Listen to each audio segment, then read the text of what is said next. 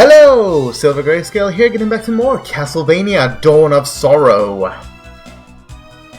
So, last time we started this off, we got reacquainted with our old friend, Soma Cruz, who learned that his powers of dominance had not left him for a whole year. He just didn't have any need for it. But he does have a need for it now. So, this door. It looks like you'll need a magic seal right away. So yeah, the game will automatically draw it to open doors. For bosses, if you're playing this on an actual system, you need to draw them yourself, but if you're having the no touchscreen hack, you don't have to draw it. Most likely, you'll need a magic seal to finish off the monster in here. Just be calm and focus. I'll be waiting here. No problem. So it's time for us to fight our first boss. His soul was very useful in Aria of Sorrow, but it's been upgraded to a boss. This is the flying armor. Ow. So because it's flying, the axe is super useful. It can hit him anywhere from 2 to 3 times. So mighty useful.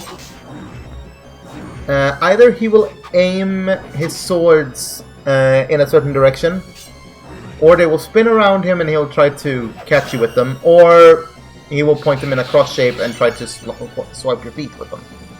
So here we get flying armor, which works just like it did in the Game Boy Advance game.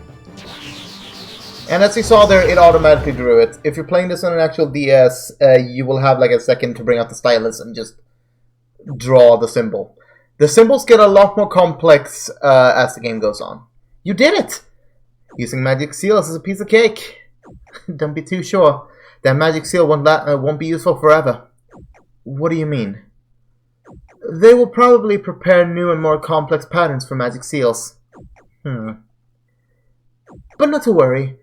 They'll have the magic seal patterns hidden somewhere. If they don't, the gates to the dark side will be useless. I get it. I won't keep holding you up as my escort anymore. I can manage now. You sure? In that case, I'll be going now. Oh, there's one more thing, though. Julius may have some new information, so come see me if you're close by. And Soma, please don't do anything reckless. Count on it. You take care too, Yoko. Every time you kill a boss, or at least some of the bosses, they will release an orb. The orb will fully recharge your health and magic. And to get this jump, we need to use our new soul right away. As you can see, both of these give a number and a time. As you can see, Armor Knight needs multiples, but since Flying Armor is a boss soul, it is max armor. It is max level the moment you get it. And as you can see here, it's 5 MP over the time you use it, constantly, like per second, basically. We get a Claymore. So, the short sword is a one-handed weapon.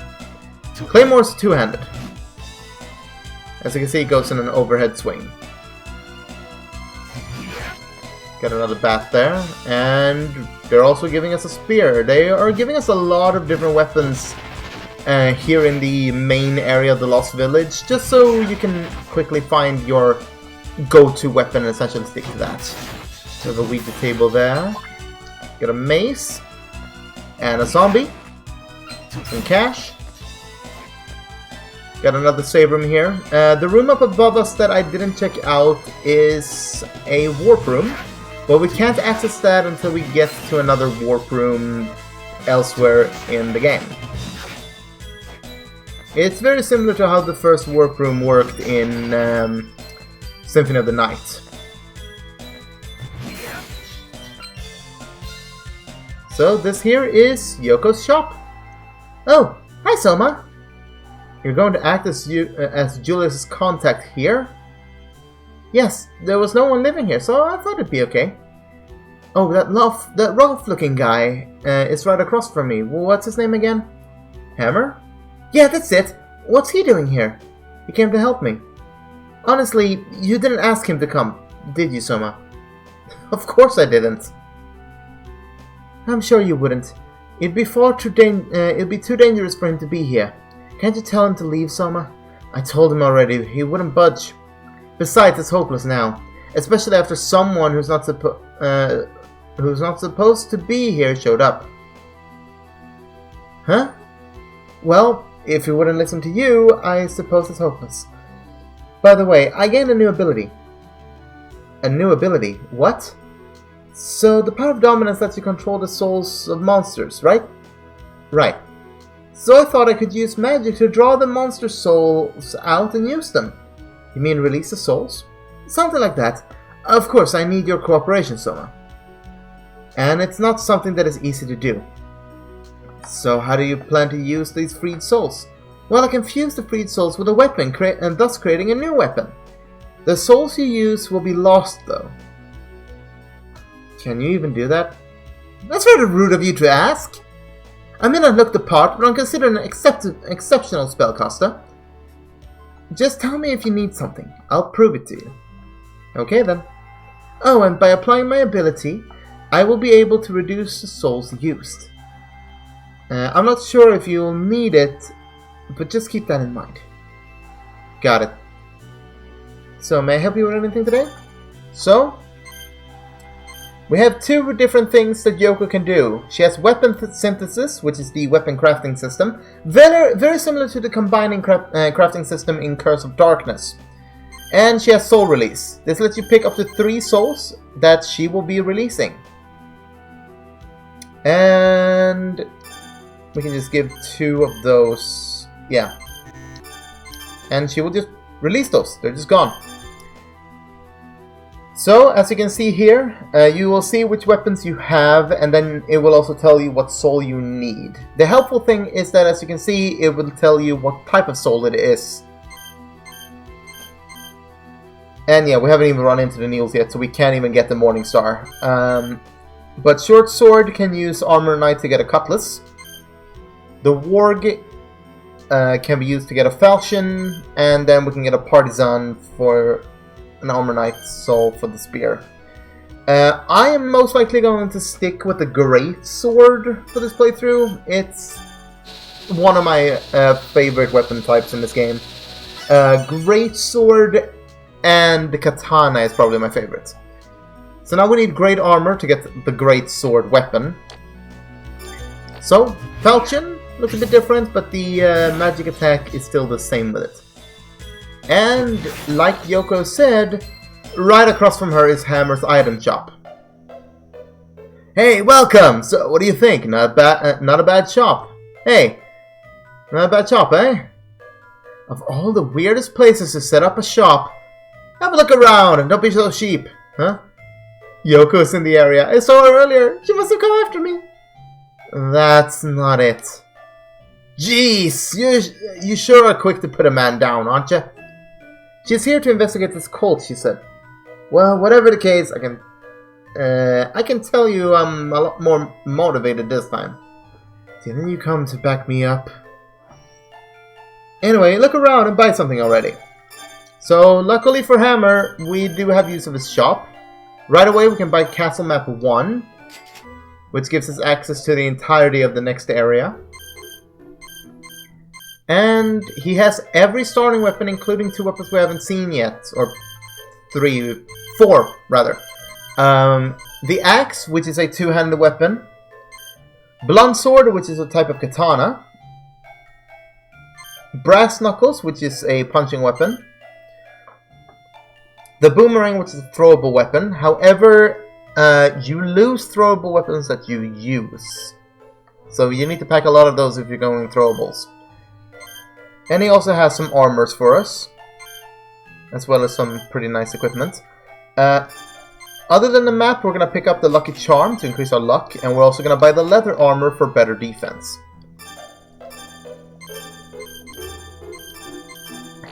So we have some new stuff in the library. We have Julius Belmont, a descendant of the clan of vampire hunters. He wields a generations-old whip named Vampire Killer. He lost his memory when he defeated Dracula in 1999, and only regained it during last year's incident. He now assists the church in their undertakings. We have Genya Arikado, A member of a top-secret Japanese government agency. Shrouded in mystery, his true identity is known but to a handful of people. Although he is strikingly beautiful, his cold and detached demeanor makes him difficult to approach. We have Yoko. Yoko Belnades. A witch belonging to the church and an expert at secretly disposing dark beings that threaten humans. She is a descendant of a clan that helped defeat Dracula in 1476. She is friendly and nosy. Long acquainted with the Haccubus, she is like an older sister to Mina.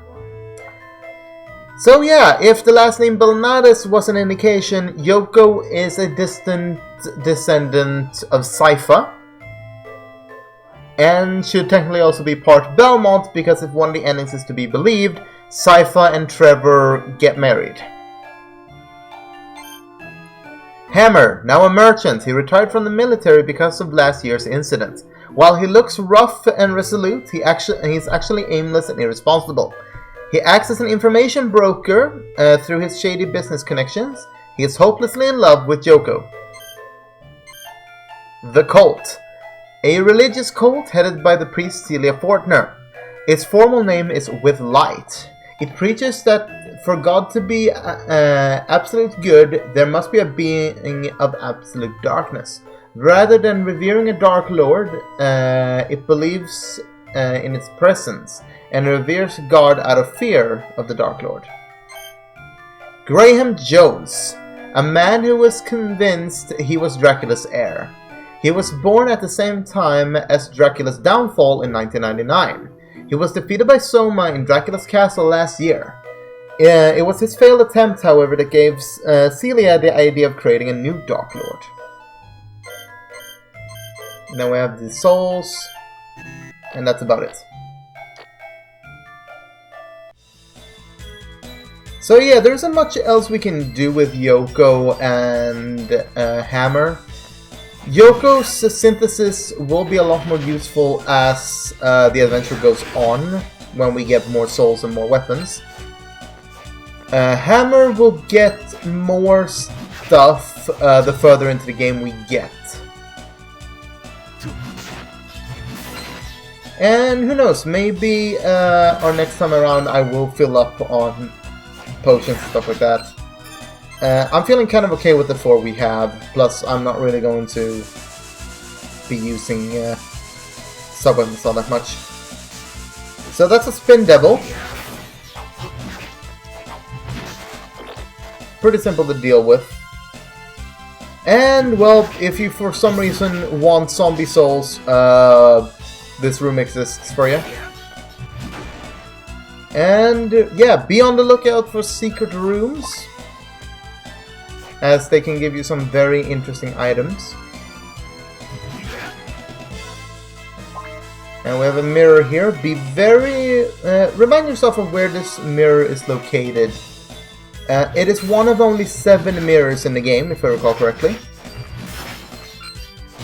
And every mirror is very special later in the game, once we get a certain soul under our belt.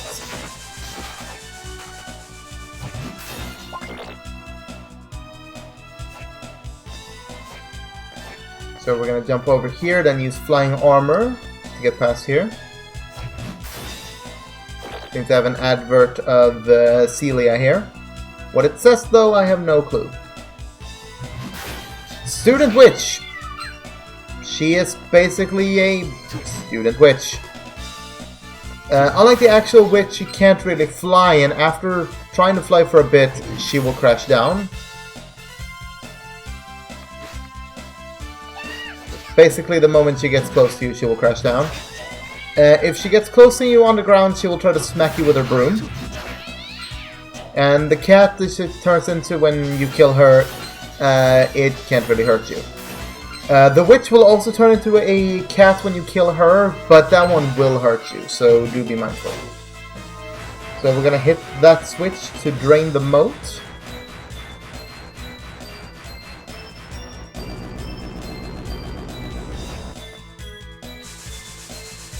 Deal with another Spin Devil.